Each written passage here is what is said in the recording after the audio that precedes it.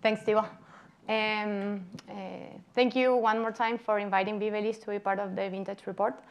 My name is Cecilia Cunningham. I'm the consultant for Vivelys here in the US, and I'm going to be presenting the results of the year and how the sugar load behave in this season, as long as together with other parameters like the evolution of volume and the maturity parameters that we saw.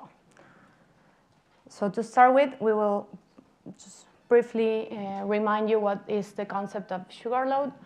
Basically, by being able to measure the volume of the berries, we can cross that information with the concentration, and we will have a parameter that we call sugar load, or basically is the level of synthesis of sugar that happens in a very specific period of time of the vineyard season. This sugar quantity evolution can give us a lot of information, and it starts mainly right after veraison. We have a very active moment of synthesis that can last differently according to the year, according to the variety.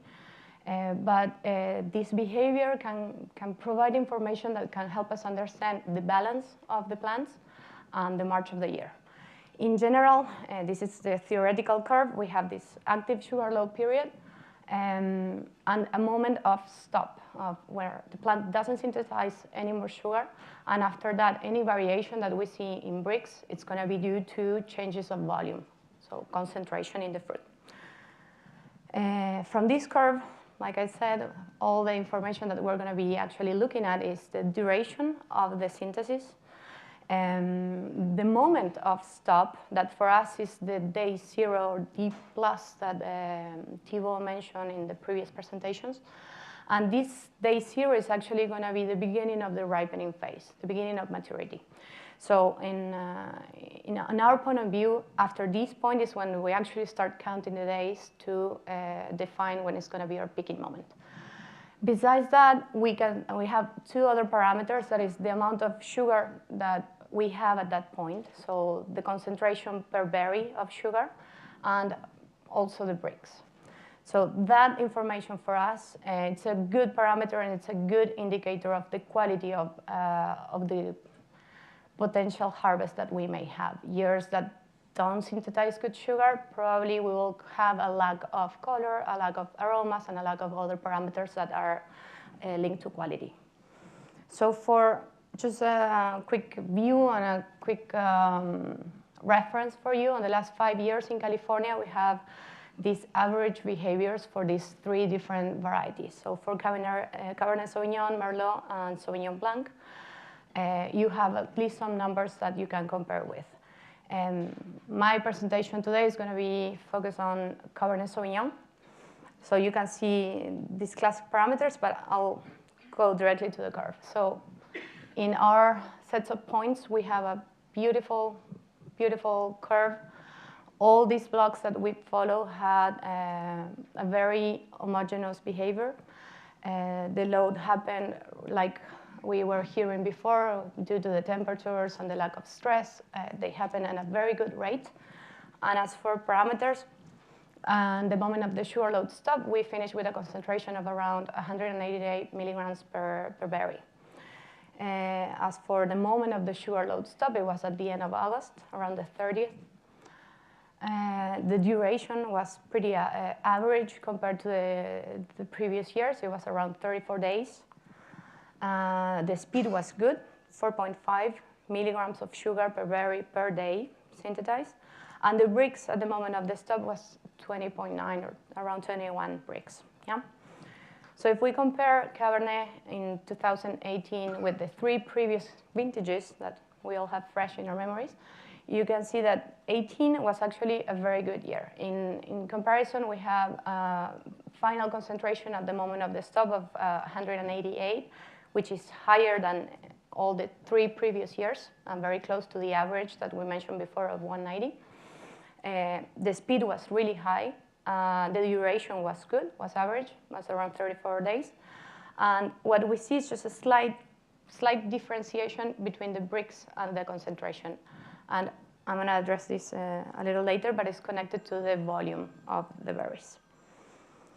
So just to compare quickly what happened in 2017 and 19, if you were here in the last vintage report, Nicola presented these results, and we saw that 17 had 1 week less of load, and that was connected to the heat waves that happened at that point.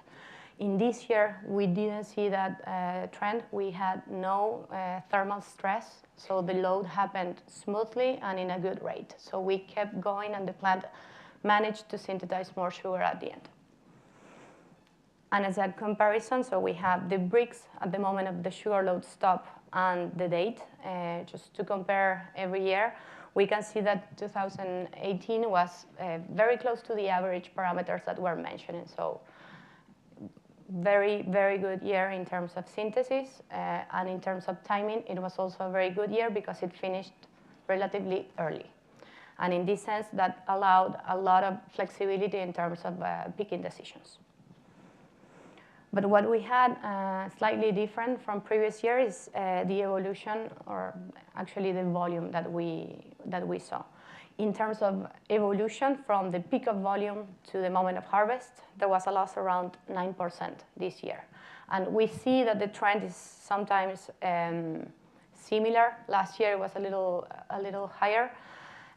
But what 18 was different is actually that we had 10% more volume than we had in any of the other previous years. So we had bigger berries, and that can explain the lower bricks that we saw at the moment of the sugar load stop.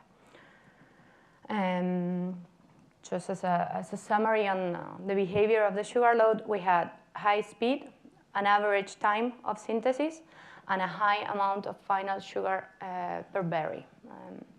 But the bricks suffer a dilution due to the higher berries that we saw. So this it's actually confirming all the previous presentations from Gregory, from Thibaut, that the stress that we experienced this year was not high compared to what we've seen in previous years. And finally, just to make the link with the harvest position and what happened and what we have in terms of wines available, we have here a graph comparing different vintages and the average date of harvest. So if you can see in the lower part, we're talking days after sugar load stop. So you start from 30 up to 60 days.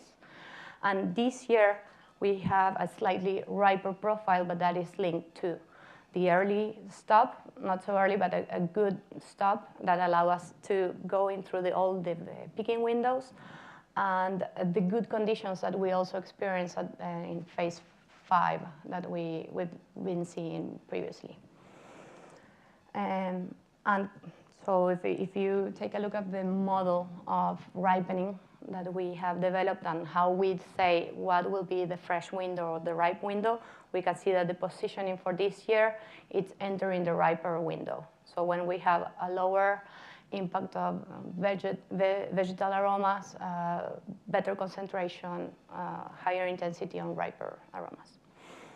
But this is an average measure. This is not the reality for all the blocks. And this year in particular, I think it was kind of a choose your own adventure type of year.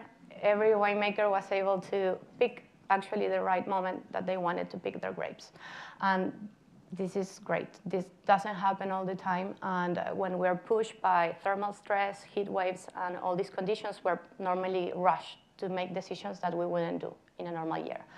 So I think you can see here how this variability and flexibility in choices affected the final profile. And actually, here we are seeing a high variability in actually aromatic profile, concentration, reactivity of tannins, reactivity to oxygen, and all our technical decisions that we do once we're in the winery. That's the quick summary. So I don't know if you have any questions, and if not, I will leave you to Thibaut that will continue with the anthocyanic synthesis. Yeah. I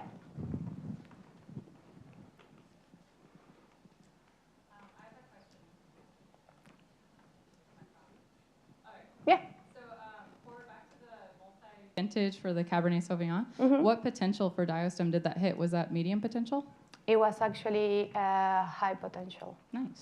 Yeah, it was higher than 21, so we are already in the window that we can have a good concentration in the palate and the variability and flexibility of aromatic profiles. Any other question? Okay. No?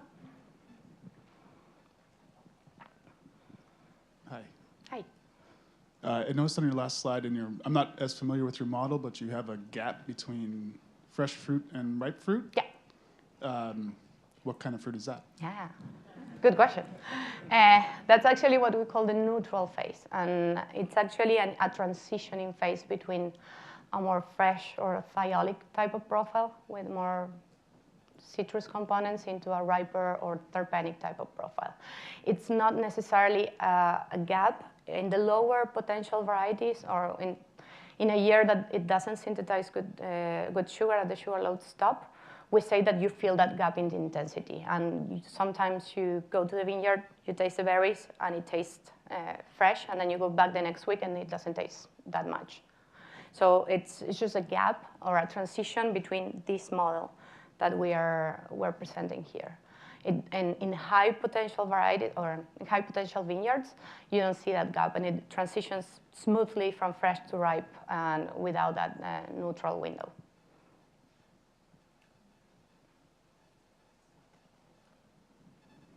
Okay.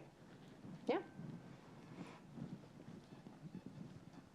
I might have missed, but are these they're based on tasting, not an actual This analysis? is based on tasting. This is a model that we've been testing for the last 15 years around the world.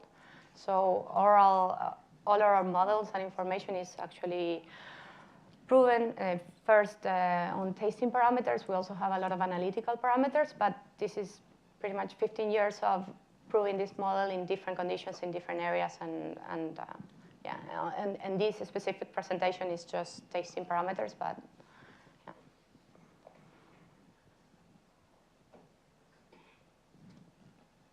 Okay. Anyone else? Okay. Thank you so much.